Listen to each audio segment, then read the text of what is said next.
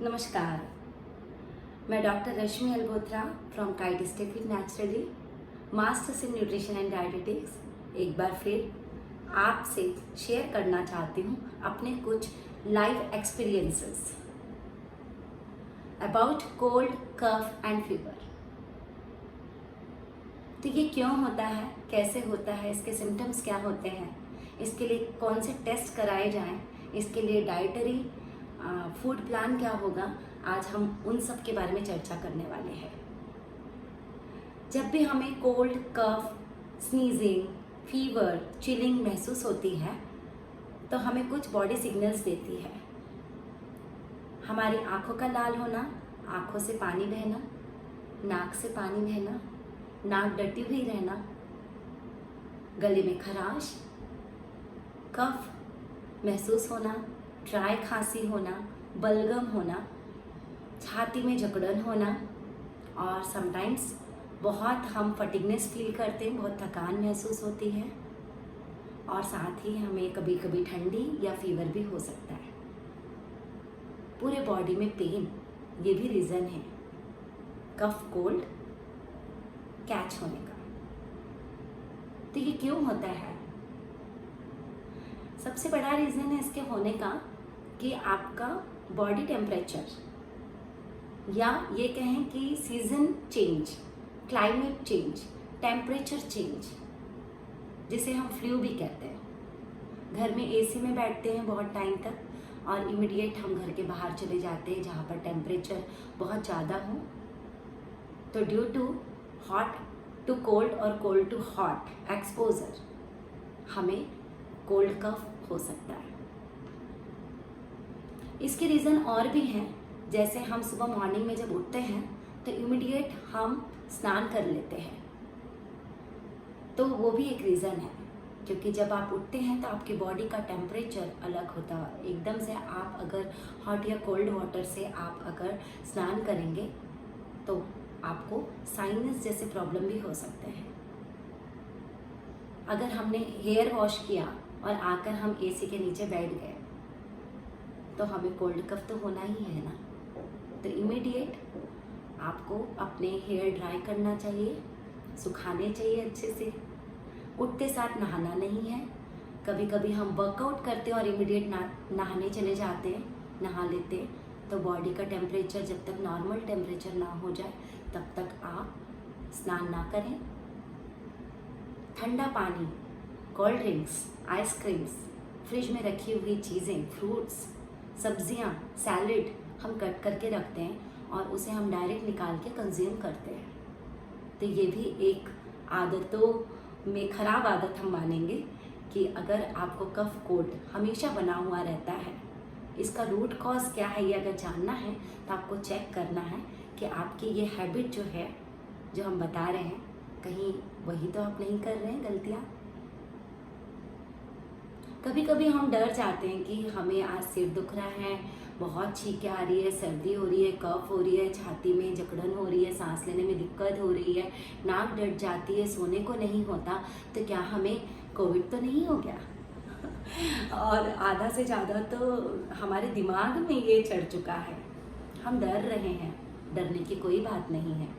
आप ऐसे कुछ टेस्ट हैं जिनको करा के आप बिल्कुल रिलैक्स हो सकते हैं। सबसे पहला टेस्ट है CBC, ब्लड काउंट, जिसमें हम RBCs, WBCs, न्यूट्रोफिल्स, बेसोफिल्स और हीमोक्रेट ब्लड प्लेटलेट्स की संख्या जानकर हमें पता चल सकता है कि हमारे बॉडी में कोई इन्फेक्शन है, इन्फ्लेमेशन है या कोई डिसीज़ है। दूसरा टेस्ट है, अगर किसी को अगर ऐसा लग रहा हो कि 2 दिन से बुखार है और थोड़ी कफ और खांसी हो रही है, तो क्या मुझे कोविड है? तो नहीं घबराना है, आपको इमीडिएट RT-PCR करवाना है, वो तो ज़रूरी है, और साथ ही साथ उसके आपको CRP टेस्ट करवा लें। CRP टेस्ट है C रिएक्टिव प्रोटीन टेस्ट। यह एक प्रकार का प्रोटीन है जिसकी लेवल हम ब्लड टेस्ट से जान सकते हैं और यह हमें बताता है कि आपके बॉडी में कितने लेवल तक इन्फेक्शन है। टाइफाइड, मलेरिया भी इन्फेक्शन ही होता है ना। तो हम CRP वैल्यू देखकर पता कर सकते हैं कि आपकी सीवियरिटी ऑफ इन्फेक्शन कितना है। इसकी नॉर्मल वैल्यू होती है 0 to 6। अगर 6 के ऊपर है तो आप बिल्कुल घबराने की ज़रूरत है, मतलब डॉक्टर के पास जाना है, एक अच्छे न्यूट्रिशनिस्ट से आपको मिलना है और रेगुलर आप अच्छा लाइफस्टाइल मैनेजमेंट अगर करते रहेंगे तो आपको ये सारे प्रॉब्लम घर में रहकर सॉल्व किए जा सकते हैं। काइटिस टेपिक नेचुरली में डॉक्टर्स एक्सपर्ट हैं, न्यूट्रिशनिस्ट हैं, मेडिटेशन थेरेपिस्ट हैं, योगा थेरेपिस्ट है, वेलनेस कोच है। आप कभी भी अपॉइंटमेंट लेकर डायरेक्ट 1-to-1 कंसल्टेशन दे सकते हैं। एक और टेस्ट है ESR टेस्ट। ये जो टेस्ट है यहाँ आपकी इम्यूनिटी लेवल को बताता है। ESR वैल्यू जो है इरिथ्रोसाइट सेडिमेंटेशन टेस्ट जिसको कहते हैं, डिग्री ऑफ इन्फ्लेमेशन बॉडी में कितना है यह जानने के लिए हमें ESR वैल्यू का जानना बहुत ज़रूरी होता है। इसकी नॉर्मल वैल्यू होती है 0 to 22 मिलीमीटर्स। जिसको भी ऑटो इम्यून डिसीज का प्रॉब्लम है, ट्यूमर है, कैंसर हुआ है जिनको, या जिन्हें आर्थराइटिस है, हार्ट डिसीज़ है, डायबिटीज़ है, थायराइड है, किडनी प्रॉब्लम्स है, ऐसे अगर पेशेंट हमारे पास आते हैं, और कई पेशेंट को तो एनीमिक भी होते हैं वो, और साथ में उनकी पुअर एपेटाइट है, पेल्विक पेन होते रहता है, बॉडी में पेन, शोल्डर पेन, तो उन सब के लिए हम एडवाइस करते हैं आप ESR टेस्ट भी करवाएं। क्योंकि ये भी जानना ज़रूरी है ना कि आपकी बॉडी के अंदर इन्फ्लेमेशन का रीज़न कफ कोल्ड है या कुछ और प्रॉब्लम्स है। तो ESR की वैल्यू अगर बढ़ जाती है तो आपको बहुत सारे क्रॉनिक डिसीजेस हो सकते हैं। तो इन सारे टेस्ट को करा के हम जान सकते हैं कि हमें किस प्रकार का इन्फेक्शन है, उसकी सीवियरिटी कितनी है, इन्फ्लेमेशन कितना है, और हम रिलैक्स भी हो सकते हैं। अगर CRP के वैल्यू आपकी 0 to 6 के बीच में आती है तो आपको कोई घबराने की ज़रूरत नहीं है। साथ ही साथ ESR की वैल्यू 0 to 22 के बीच में है तो कोई घबराने की ज़रूरत नहीं है। एक और टेस्ट है जिसे तो करा के पूरे निश्चिंत हो सकते हैं आप, एंटीबॉडी टेस्ट। तो एंटीबॉडी टेस्ट से ये भी एक प्रकार का प्रोटीन है, इसका स्तर जानकर हम पता कर सकते हैं कि आपको कहीं पास्ट में कोई वायरल इन्फेक्शन तो नहीं हुआ है, या हो चुका है, या होने वाला है, या हो सकता है। इसकी सारी चीज़ों की जानकारी हमें एंटीबॉडी टेस्ट से हो सकती है। मेरा एक पेशेंट है, उनको माइल्ड हेडेक था और साथ ही साथ थोड़ा उनको कफ कोल्ड लग रहा था, तो वो 2-3 दिन से घर पर बहुत अच्छे से अपना होम रेमेडी यूज़ कर रहे थे। मैंने उनको एडवाइस की कि आप एक बार ये एंटीबॉडी टेस्ट करवाइए, मुझे देखना है। तो मुझे पता चला उनकी एंटीबॉडी 13 के ऊपर है। इसका मतलब कि उनको पास्ट में इन्फेक्शन हो चुका था और अब वो घर में ओके है। तो कोई भी वायरस को बॉडी का टेम्परेचर चाहिए होता है, बॉडी चाहिए होती है उनको एग्जिस्ट करने के लिए, और यही रीज़न है कि जब वो बॉडी के अंदर चले जाते हैं तो आपको इन्फ्लेमेशन देते हैं, कफ, कोल्ड, फीवर, चिलिंग, क्योंकि आपके अंदर की बॉडी के जो इम्यूनिटी सिस्टम है वो काम करने लग जाती है। तो इन्फ्लेमेशन, उसके बाद इन्फेक्शन, अधिक सिवियरिटी है। तो ये जो 4-5 टेस्ट हमने बताए हैं ये बिल्कुल करिए और आप रिलैक्स हो जाइए। और अगर आपको फ्लू है वो भी आप जान सकते हैं कि आप कल या परसों या 2-3 दिन पहले टेम्परेचर चेंज अगर आपका हुआ, या आप कहीं बाहर बहुत घूमे धूप में, घर में आके आपने ठंडा पानी पी लिया, आइसक्रीम खा लिया, 2-3 दिन से आप ठंडी चीज़ें खा रहे हो, तो वो एक फ्लू हो सकता है। बट हमें पूरे प्रिकॉशंस लेने हैं। अर्ली स्टेज में अगर हम इसको कैच कर लें तो आप घर पे रहकर पूरी तरह से ठीक हो सकते हैं। तो कफ, कोल्ड, फीवर के लिए, एलर्जी के लिए हमें डाइट कैसा लेना चाहिए, आज हम उस पर भी चर्चा करेंगे। तो सबसे ज़्यादा आपके डाइट में लिक्विड डाइट आपको लेना है, उसमें आपको बहुत सारे स्पाइसेस एंड हर्ब्स हैं वो यूज़ करें। टर्मरिक है, जिंजर है, लेमन है, साथ में पपाया, फ्रूट्स में आप विटामिन सी, चिली, कैप्सिकम, आप ऐसे फ्रूट्स जिसमें विटामिन सी की मात्रा ज़्यादा है वो आप ले सकते हैं। अगर आपको एनीमिया है तो आप ब्लड बढ़ाने वाले फ्रूट्स और वेजिटेबल शामिल करें अपने डाइट में, लाइक बीट, कैरेट, अनार। बहुत सारे ऐसे फ्रूट और वेजिटेबल्स हैं, हेल्दी नट्स हैं, सीड्स हैं, आप उनका सेवन करें। अगर आपको कफ कोल्ड है तो मैं आपको सुझाव नहीं दूंगी कि आप कर्ड का सेवन करें, क्योंकि कर्ड ठंडा तासीर का होता है और आपके बॉडी के अंदर कफ को ज़्यादा बढ़ा सकता है। ऐसे फ्रूट और वेजिटेबल्स लेना है जो आपके बॉडी के अंदर इम्यूनिटी पावर को बढ़ाएं। विटामिन डी, सनलाइट बहुत ज़रूरी है। विटामिन B12 ये आपके बॉडी के टेम्परेचर को ठीक करता है, स्किन प्रॉब्लम ठीक करता है, आपके कफ, कोल्ड, इम्यूनिटी पावर को इंक्रीज करता है, आपका नर्वस सिस्टम को ये पावरफुल करता है और बॉडी के अंदर बहुत सारे मिनरल एंड विटामिन्स की ज़रूरत होती है हमें। तो एक अच्छा न्यूट्रिशनिस्ट आपका डाइट अगर प्लान करे तो आप बहुत अच्छे से कफ, कोल्ड से छुटकारा पा सकते हैं। साथ ही आपको चाहिए कि आप प्रॉपर स्लीप लें। अपने डाइट से chilli, like red chilli powder, spices जो बहुत तीखे होते हैं उनको निकाल दें, ऑयली फूड से बचें। और कुछ मैं आपको आज कोल्ड कफ के लिए कुछ होम रेमेडीज़ बताने जा रही हूँ। सबसे पहला होम रेमेडी है एक अच्छा कफ कोल्ड का सिरप हम घर पे तैयार कर सकते हैं with lemon, ginger, Honey, turmeric, black pepper. आप इन सारी चीज़ों को मिक्स करें। रेशियो रहेगा 1 लेमन है, 1 lemon juice, 2 to 4 teaspoon ginger juice, साथ में 1.5 teaspoon turmeric powder, black pepper pinch और 1/4 टीस्पून।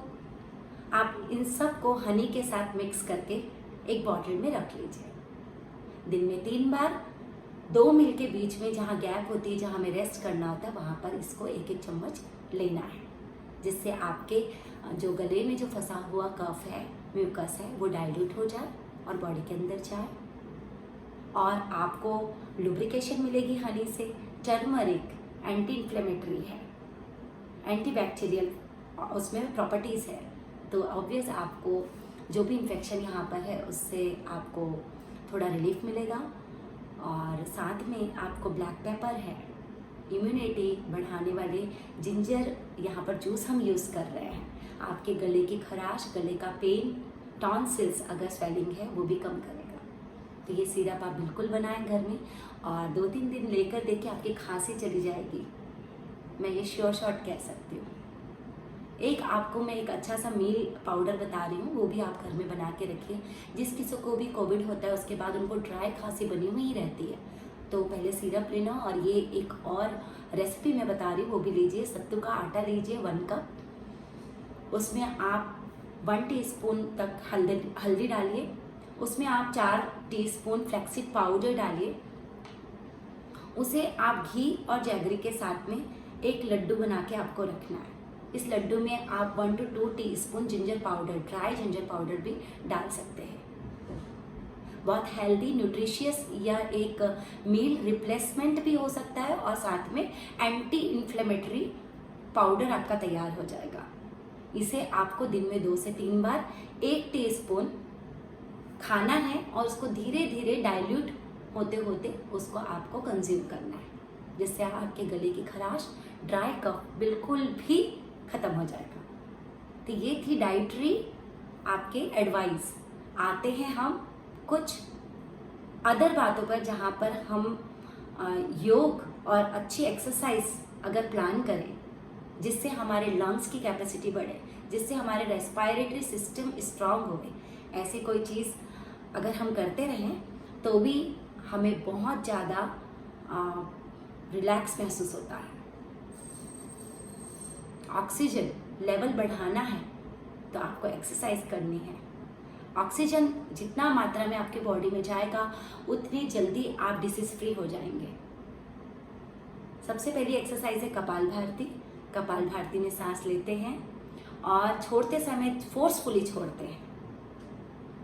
कपालभाति करने से भी आपके नाक के अंदर जो पैसेज है नाक का, एलिमेंट्री कैनाल है, वो भी क्लीन होता है। दूसरी एक्सरसाइज है क्लेविकुलर मसल्स एंड नोज का सिंक्रोनाइजेशन करना। लाइक आपने शोल्डर पे हाथ रखा, सांस ली, छाती फूली, hold and then exhale from knows.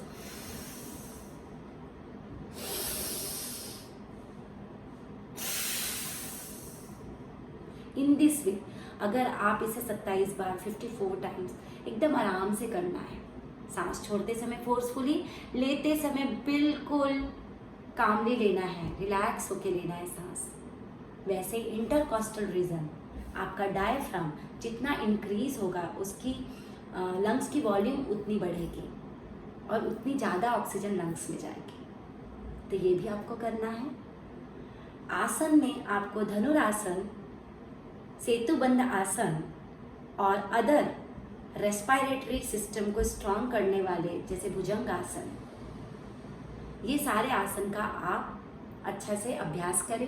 ताड़ासन, वृक्षासन, और आपको बैक बेंडिंग एक्सरसाइजेस करनी है, फ्रंट बेंडिंग नहीं करना है। जितना भी स्ट्रेच कर सकते हैं आपके चेस्ट को, आप वो एक्सरसाइज करें जिससे आपकी चेस्ट और आपका जो रिब्स है, जिसका मसल्स है चेस्ट के हिस्से का, वो आपका स्ट्रांग हो, आपकी फ्लेक्सिबिलिटी बढ़े, लंग्स की कैपेसिटी बढ़े, और बॉडी में जितनी फ्लेक्सिबिलिटी बढ़ेगी उतना ही ब्लड सर्कुलेशन अच्छा रहेगा।